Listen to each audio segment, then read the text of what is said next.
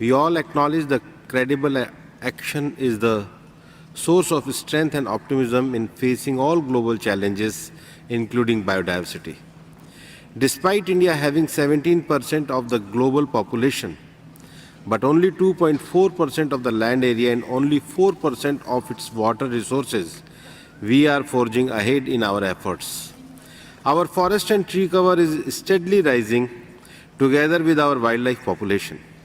Definitive steps are being taken to return the iconic cheetah to Indian habitats. India has taken a quantum jump in the number of declared Ramsar sites to the current figure of 75. As a large developing country, our forest policy is challenging to implement, but our forest surveys are testimony to its success. India's balance sheet is implementing the HE target, is proactive and forward-looking, and India is on track to meeting its commitments. Similarly, our agriculture, as for other developing countries, is the source of life, livelihoods, and culture for hundreds of millions. Such essential support to vulnerable sections cannot be called subsidies and targeted for elimination. While they are being rationalized, biodiversity must be promoted through positive investment. Similarly, a numerical global target for pesticide reduction is unnecessary and must be left to countries to decide. India has taken numerous steps to keep invasive alien species at bay, but a numerical target is not feasible without the necessary baseline and relevant scientific evidence.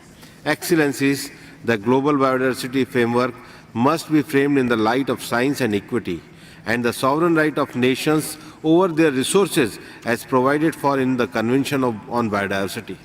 If climate is profoundly linked to biodiversity, then the principle of equity and common but differentiated responsibilities and respective capabilities must equally apply to biodiversity.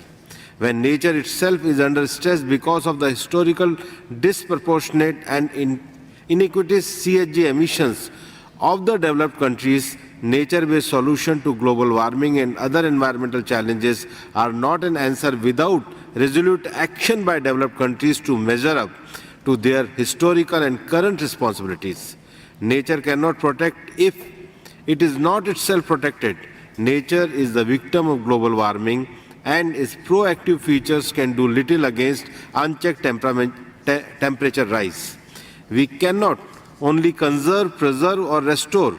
We must also promote sustainable use, and it is in the context that Honorable Prime Minister of India, Shri Narendra Modi ji, clarion call for a people movement centered on lifestyle for environment, launched on 20th October 2022. Excellencies, the provision of the means of implementation must match our ambition. Only our source of funding remains the global environment facility that caters to multiple conventions. The value of biodiversity to humankind also lies in its economic dimension alongside the cultural and social sustainable use, and access and benefit sharing are the key to promoting biodiversity alongside the efforts to conserve, protect and restore. I reiterate that what is needed today is mindful and deliberate utilization instead of mindless and destructive consumption. In this context, our Honorable Prime Minister has launched the mission Life, which is the mass movement toward the environmentally conscious lifestyle.